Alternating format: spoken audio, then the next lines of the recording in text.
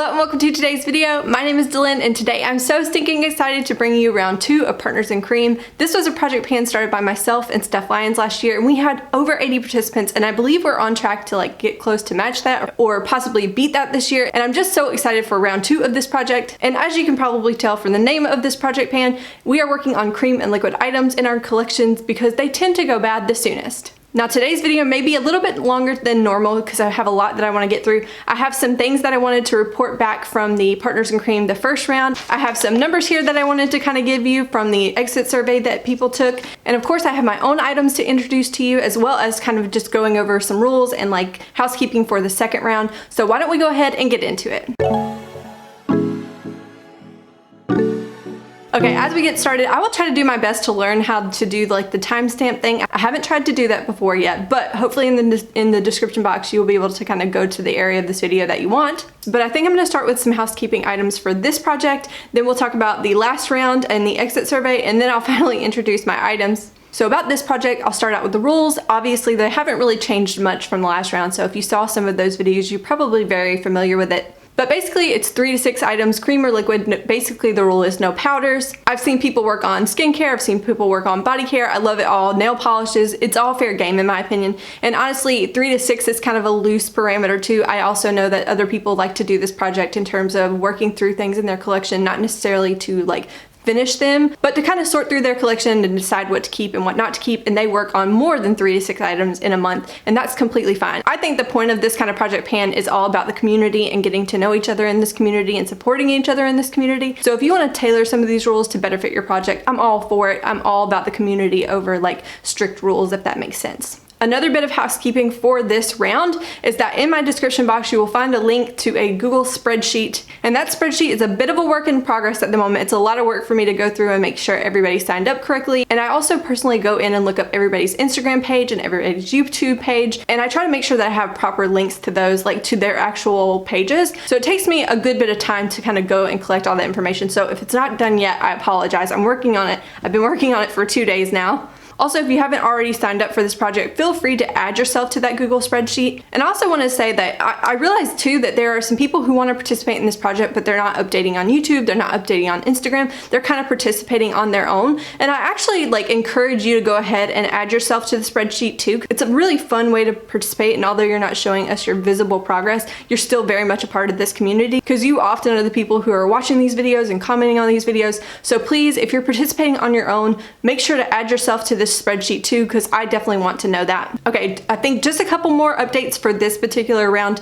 One is that please make sure that you are on that sheet, because I go through, when I look for these videos, I go through and open everybody's pages up and everybody's all the links up, and from there I make sure I add you to the playlist and that kind of thing. So if I miss you, it's probably because you're not on that form or in that spreadsheet, so make sure that you are in the spreadsheet. And 2, this year we are asking that everybody kind of change the hashtag just a little bit. There are so many people participating and so many videos with this hashtag that we want to be able to kind of keep track of this year, so we're not changing it too much. But hashtag Partners in Cream 2021 is the better hashtag for us this year, and it's going to better help us keep track of posts both here on YouTube and on Instagram. Also, I'm sorry that we didn't quite let you know before. We had kind of just last minute made our minds up that that might help us be less overwhelmed by the amount of videos that are going to go up this week. So I hope that's not too much of an inconvenience and it all makes sense.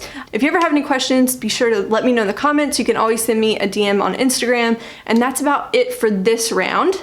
So let's move into the housekeeping things from last round. I have some numbers that I wanted to go through with you, but first I wanted to show this really cool thing that Bo did. Bo likes to code, and when we were home for the past 2.5 weeks together, he found some open source code and kind of tweaked it and made it his own.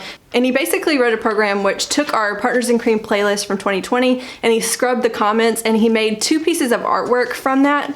He basically programmed it to pull out both popular emojis that were used in the comment section, as well as popular words that were used in the comment section. And he kind of made a word cloud and a little emoji cloud. And these artworks are all based on your comments and your support of each other. And I just think it was a super sweet special touch. So thank you to Bo. But I thought it was really sweet, and I am going to make those available to y'all if you want to download them too. Getting into the numbers really quickly, I'm going to try to do this as quick as possible. We had over 80 participants last year, and I think we had about 30 people, I don't remember off the top of my head, who answered the actual exit survey. But based on the 30 people who answered these questions, so you can assume that there's more than this that we actually finished. We actually worked on over 522 items in this project, and we hit goal on over 401 of them. And we either hit goal or finished more than 21 primers, 22 foundations, 29 concealers, 20 bronzers, 29 blushes, 41 highlights, 109 eyeshadows, 20 skincare items, like 4 or more hair care items. I'm sure it's way more than that. More than 52 polishes. Lip products in general were like over 50. Fragrance, lotion, body items, we had more than 10 items, which I'm sure that's way more. If we had everyone who actually participated in this like actually do the exit survey, we would see that number way higher. And also like eye primers, mascaras, brow products, those kind of things, there's like more than 10 of those. Of course, facial sprays, more like about 4 or so of those. And again, I'm sure that's way higher considering we had less than half the people who participated in this actually answered the questions. So I'm just blown away by these numbers in general. These numbers coming from like 30 people, it's just shocking and wild. And again, I really appreciated everyone who participated last year, and I cannot wait to see everyone upload this year. So with that being said, let's go ahead and get into what I'm rolling into the second round of Partners in Cream today. I think last year I consistently worked on about 5 items, and this year I'm gonna bump it down to 3, but you'll see why. I'll start out with the ones that are less exciting. The first one here is a Naked Skin Concealer from Urban Decay, and this is one that I literally got in September. So in September, this was completely new, and it still kind of looks new today, but when I let it settle, I can see a little bit of windowing starting. I don't think I'm close to taking out the stopper yet, but I would like to use this up. I find that I'm just slightly underwhelmed by this concealer. It's not as full coverage as what I prefer. I prefer my concealers to be as full coverage as they can get. And this is just definitely more of like a light to medium coverage kind of concealer. So it's time for this one to kind of work its way out of my collection since it doesn't really provide a lot for me. So I want to use this up. And then the other thing that I have here, I don't know why I'm doing this to myself again, even though this is like a super tiny little mini size. This is the Julep liquid lipstick in the shade Bisou. And it is just a beautiful kind of mauve-y tone shade. There's a swatch of it right there. I'm actually gonna try to use this up. I know that it probably won't be like the easiest thing to dig out of here, so I probably won't have great windowing showing, but I'm gonna see if I can use this up both as a liquid lipstick, obviously, but also potentially as a blush. I know Too Much Tosh does a lot of mixing her products, and she's mentioned lately that she's hoping to work on some of her liquid lipsticks and use them as blushes to get them out of her collection. So I figured this might be a good trial run for me. The worst case scenario is that I could potentially declutter it, but it's definitely just something that doesn't get used often. So I want to try to finish this guy.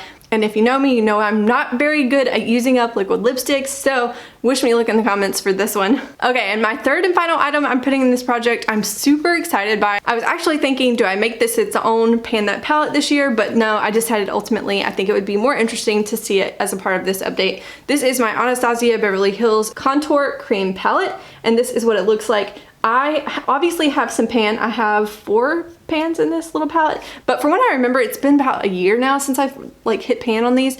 It takes a good bit of time to kind of work through these if I remember correctly. So I'm actually going to try to pan this palette this year. So I think what I'll need to do is kind of set my focus on certain shades in this palette first. And in the winter time, obviously these are lighter here, and this is definitely more of a summertime kind of shade. So I will more than likely try to pan these two together, and I will try to use this a little bit too. And then this highlight here, I remember liking, but I haven't touched this in so long. I don't even remember if it's something that I liked underneath foundation or on top of foundations. So as we get started with this project, I'm gonna have to kind of remind myself how to use this palette fully because it's been a while since I've used all of the shades in here. I did recently try out these to make sure they still work for me, like bronzer tones, and they do. But I anticipate that this palette's gonna be quite the challenge for me this year, but I would love to see this empty and done by the end of 2021. So that is my probably most exciting thing in this project so far. So okay, I think that's it for today's video. Make sure you say hello in the comments. If you have been thinking about doing this project, please don't hesitate to join us. Let's go ahead and do this together. Make sure to check out that Google spreadsheet in the description box to make sure your name's on there the way you want it to be. And again, if your name's not there and you're thinking about joining, go ahead and add your name and let's do this. So that's it for today. I hope you enjoyed this. Make sure again, say hello, and I will see you in the next one. Bye.